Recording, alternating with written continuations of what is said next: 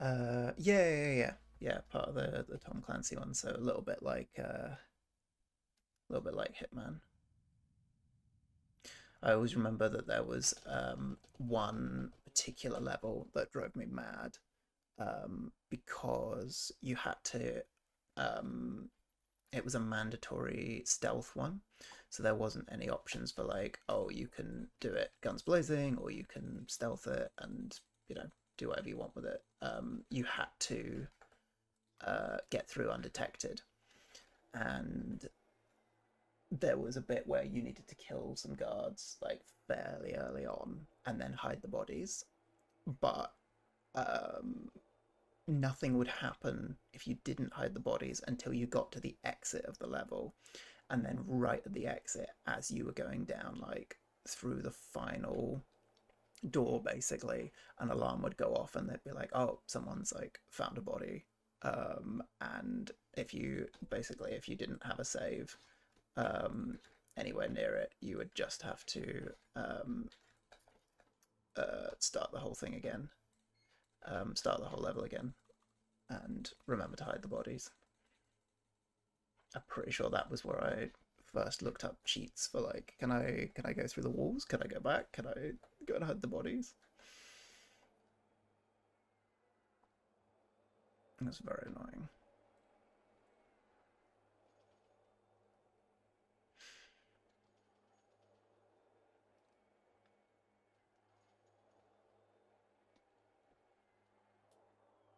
Yeah, I'm trying to think. I definitely played a lot of Worms around that time as well, but I don't know if that would be any good to stream. That'd be nice actually if I did like a collaboration at any point. That'd be fun playing like old school Worms with some people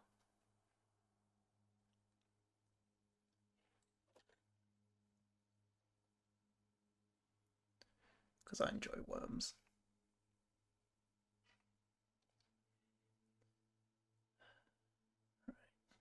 Bum, bum, bum.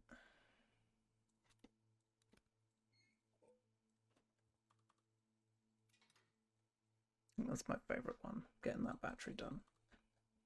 It's the most satisfying.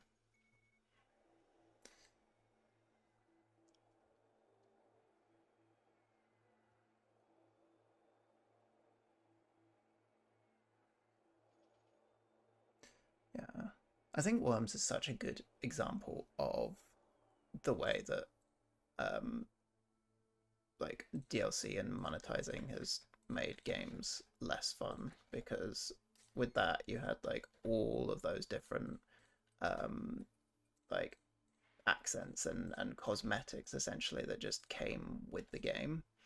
It was like I can't remember how many, but it feels like 100 different voices and like a bunch of different levels and an editor and like there's just so much content.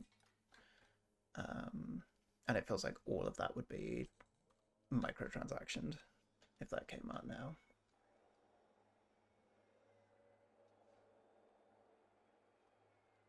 Yeah, Worms Armageddon and Worms, I think it was Worms World, something like that was the other good one.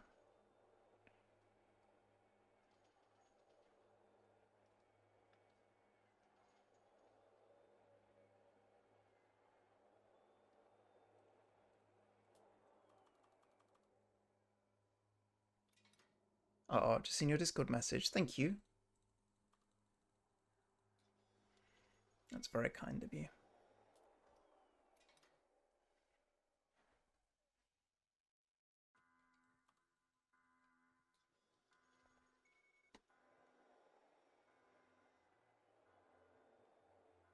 Yeah, I'm hoping to stream enough and reach enough followers to get affiliate by the end of the year, but we'll have to see.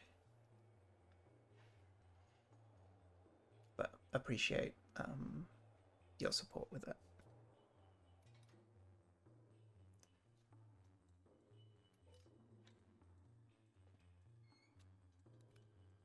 I stood on the wrong side. Battery and drawback.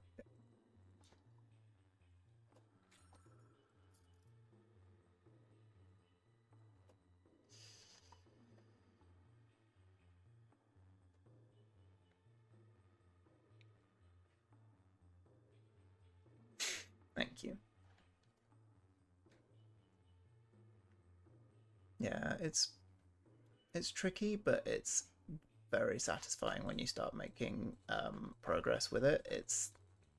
There's definitely a curve to it of it being very frustrating, and then you get a couple of bits down and it's like, oh yeah, I've really got this, I'm making progress, and then it gets to this point where it's like, oh, I'm going to play it over and over and over again to try and shave 5 seconds off. At least these are short games.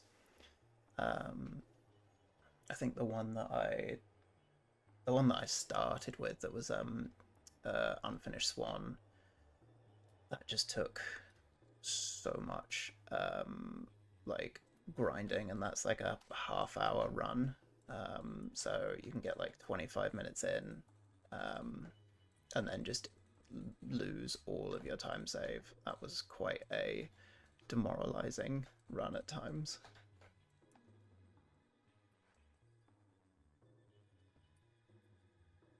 but still really fun, and a lot of good tricks in that that are satisfying.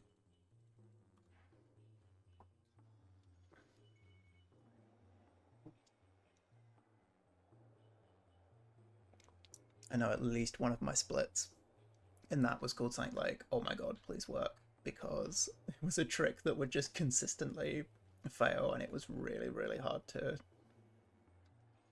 not hard to pull off, but hard to pull off just in the middle of a run.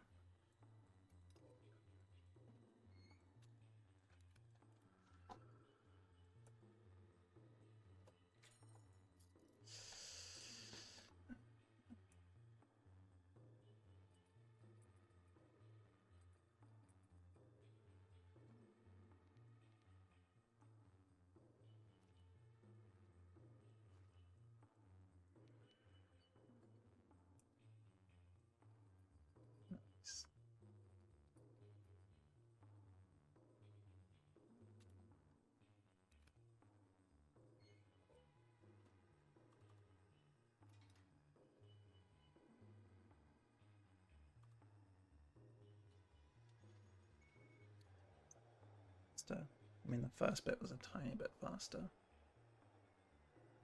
That feels like I'm really pushing it though.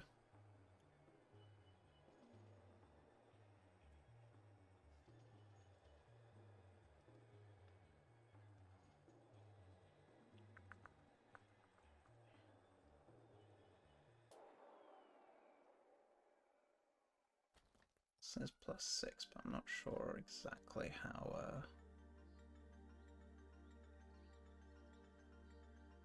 accurate I've been with my timer.